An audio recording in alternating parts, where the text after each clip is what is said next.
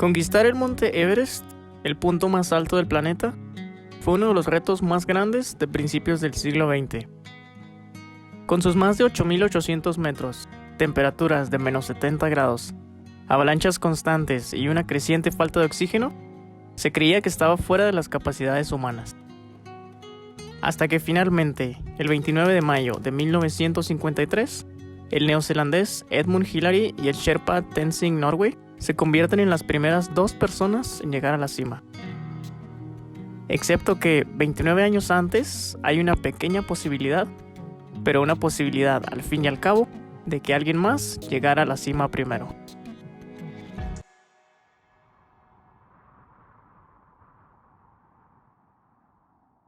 La cima del monte Everest está en disputa por ser el lugar más peligroso en la superficie de la Tierra. Y hace aproximadamente 100 años, George Mallory era uno de los 8 alpinistas intentando llegar ahí. En la primera expedición partieron de la India en mayo de 1921. Después de hacer mapas y cartografiar un camino factible según su juicio a la cumbre, se les agotó la ventana de oportunidad y tuvieron que regresar a base, pero trazaron el camino para futuros intentos. La segunda expedición se realizó en 1922. George Mallory regresó con el único objetivo de llegar a la cumbre. Esta vez, se levantaron campamentos en distintos puntos estratégicos de la montaña y cada alpinista cargaba tanques de oxígeno que les añadían unos 15 kilogramos de peso, lo que hacía su uso un tanto controversial. La expedición se dividió en grupos. El primero, que incluía a Mallory, 3 alpinistas y 9 sherpas, decidió dar la vuelta al campamento por causa de fatiga, agotamiento físico y por la falta de oxígeno, al decidir intentar ascender sin los tanques para evitar la carga extra. Pues verás, después de los 7.500 metros de altitud, se llega a un área conocida como la zona de la muerte. En ella el terreno es tan precario que un paso en falso puede llevar a una caída fatal. La mayor parte del año es azotada por vientos tan fuertes como huracanes, suficientes para tirar a cualquier alpinista de la montaña. Cualquier intento práctico de llegar a la cima se debe hacer en una ventana de 10 días a finales de mayo, cuando la velocidad del viento es relativamente más tranquila. Incluso entonces, las temperaturas son tan frías como para congelar las extremidades en tan solo minutos. Hasta en un buen clima, las condiciones pueden empeorar en un instante. Como si esto no fuera suficiente, la constante amenaza de una avalancha puede acabar con un campamento entero en cuestión de segundos. Sin embargo, contando con todos los riesgos que conlleva la zona de la muerte, el factor más peligroso tiene que ver con lo que no está presente. La presión del aire es 3 veces menor que al nivel del mar. Significa que los alpinistas tienen acceso a tan solo 1/3 del oxígeno. A esta altitud, el cuerpo humano no cuenta con el suficiente oxígeno como para sostenerse. En cuestión de horas, órganos vitales dejarán de funcionar. Los alpinistas que entran en esta zona están literalmente muriendo con cada segundo que pasa. Si alguien en esta altitud no logra descender a tiempo, sus posibilidades de sobrevivir son nulas. La zona de la muerte les da a los escaladores solo una pequeña ventana de tiempo para alcanzar la cumbre.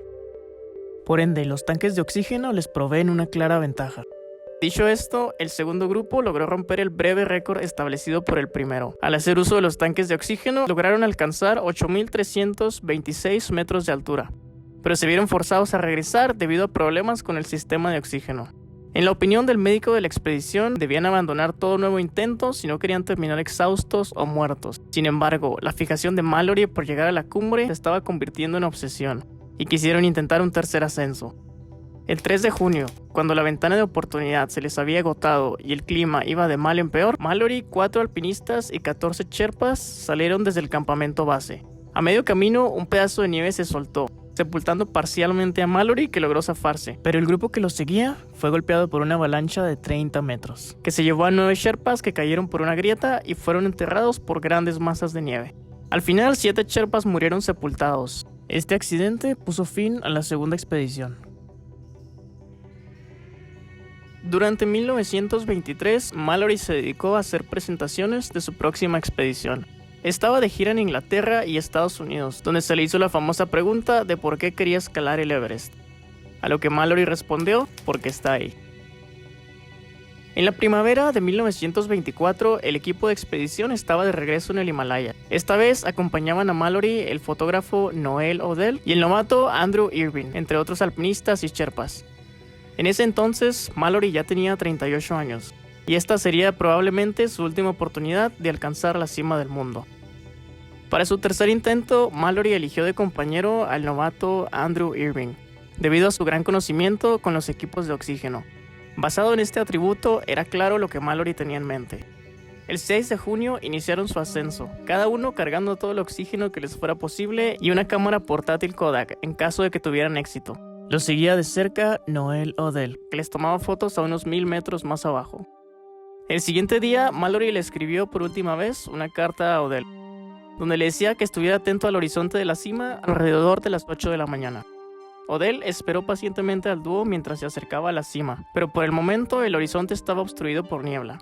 Alrededor de las 12:50 p.m., la niebla se disipó un poco y Odell alcanzó a ver lo que describe como 2 puntos negros moviéndose en dirección a la cumbre para luego desaparecer tras las nubes. Ese fue el último momento en el que George Mallory y Andrew Irving fueron vistos con vida. Poco después del avistamiento, una tormenta se formó en la cima y los alpinistas no regresaron de su intento.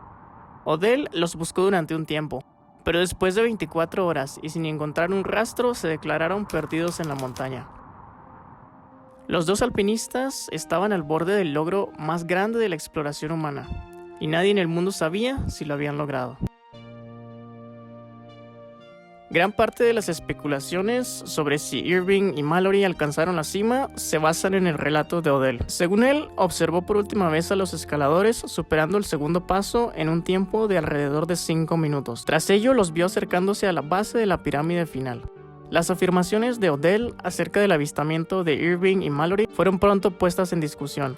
El segundo paso es una de las partes más problemáticas del camino. Se encuentra a una altitud de 8.160 metros y se extiende por lo menos 40 metros de altura, donde una gran parte son de escalamiento vertical. Muchos pensaban que con los materiales y las técnicas de escalada de aquella época no era posible superar el segundo paso, o aún con las habilidades de Mallory, que muchos afirman era capaz de atravesar un obstáculo como ese, siendo escalable o no. Lo que no era posible era hacerlo en los 5 minutos en que Odell vio a los escaladores superar un obstáculo similar. Su dificultad técnica lo hace imposible de escalar a la velocidad descrita por Odell, por lo que este seguramente vio al dúo ascendiendo el primer paso, mucho más sencillo de superar. Odell dijo haberles visto al pie de la pirámide de la cima, pero tampoco parece probable que ambos se pusieran en marcha lo bastante pronto y al suficiente ritmo como para alcanzar el tercer escalón o tercer paso a las 12:50 del mediodía. Otro factor en su contra fue el rápido deterioro de las condiciones climáticas ese 8 de junio. Para llegar a la cima, los alpinistas tuvieron que sobrevivir la tormenta que afectó a la cumbre alrededor de las 2 de la tarde. Tras la expedición, Odell se mostró en privado convencido de que habían alcanzado la cumbre. Sin embargo, el mundo los tenía en la mira. La gente quería saber si habían conquistado lo inconquistable. Y bajo la presión sobre la expedición, Odell varió su relato varias veces. Las siguientes expediciones al Everest tuvieron que esperar más de 10 años, y durante estas empezaron a surgir pruebas del destino de los dos escaladores. En 1933, dos alpinistas británicos encontraron la piqueta de Irving a unos 230 metros del primer paso. Debido al frío extremo en la montaña, los cuerpos varados en ella no se descomponen y se quedan esencialmente congelados en el tiempo. En 1975, en la segunda expedición china al Everest, uno de los alpinistas dijo haber visto un cuerpo a unos 8.100 metros de altura. Debía ser parte de una de las expediciones inglesas de 1920. Pero no fue hasta el año 1999 que se realizó una adecuada expedición de búsqueda.